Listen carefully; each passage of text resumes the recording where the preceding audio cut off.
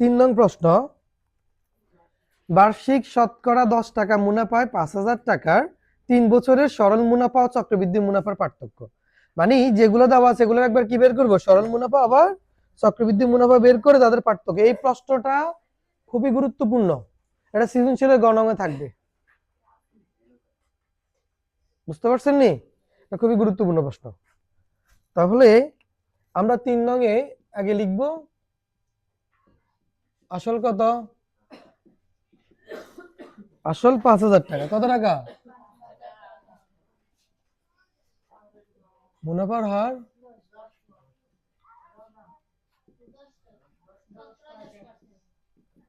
10%, না?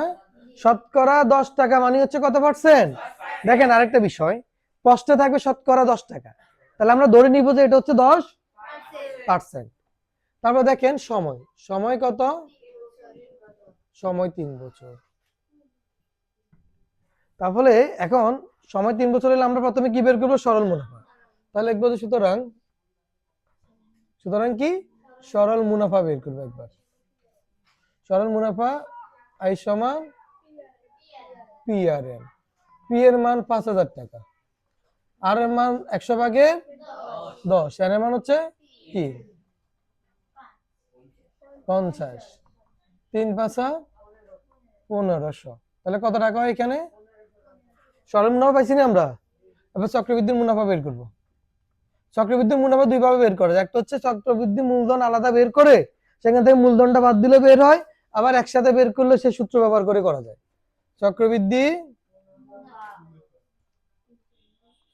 চক্রবৃদ্ধি মুনাফা কেমন সমান কি P into 1 plus r whole to the power n minus P। মানগুলা বসান, 5,000 লিখছি নি, 1 প্লাস আর এর মান কত 100 ভাগে 10, n এর মান কত 3, আবার P এর মান 5,000।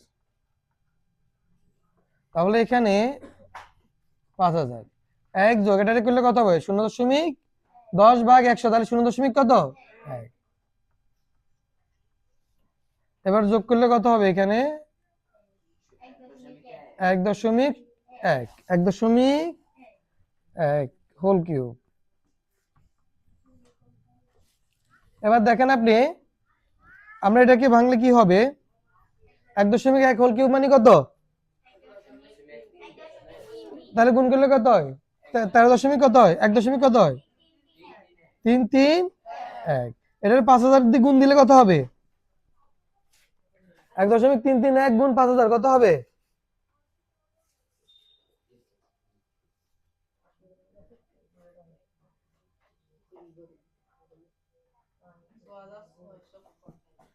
6,600 কত দশমিক কাছে নাকি নাই, তাহলে বিয়োগ 5,000।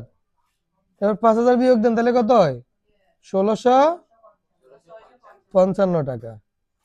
এটা হচ্ছে আমার চক্রবৃদ্ধির মুনাফা। এখন আমাকে বলছে এদের পার্থক্য কত, তাহলে আমরা কি লিখবো, সুতরাং পার্থক্য সমান, বা চাইলে আপনি এখানে পুরোটাই লিখতে পারেন, চক্রবৃদ্ধির মুনাফা সরল মুনাফার পার্থক্য চাইলে পুরোটাই লিখতে পারেন, আর অথবা শুধু পার্থক্য লিখতে পারবেন।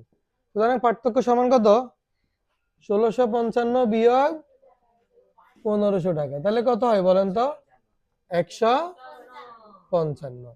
একটা জিনিস খেয়াল করছেন এখানে, যে আমি একই টাকা সরল মুনাফায় যখন রাখবো তখন আমি পাবো 1,500 লাভ, মানে আমার মুনাফা হবে 1,500। আর যখন চক্রবৃদ্ধির মুনাফা রাখবো ঠিক একই টাকা একই হার একই সময় আমার কত হবে আরো 155 টাকা আমি বেশি পাবো, মানে 1,655। তার মানে সরল মুনাফার চাইতে চক্রবৃদ্ধির মুনাফাতে মুনাফা কি হয় বেশি হয়। বুঝতে পারছেন নি?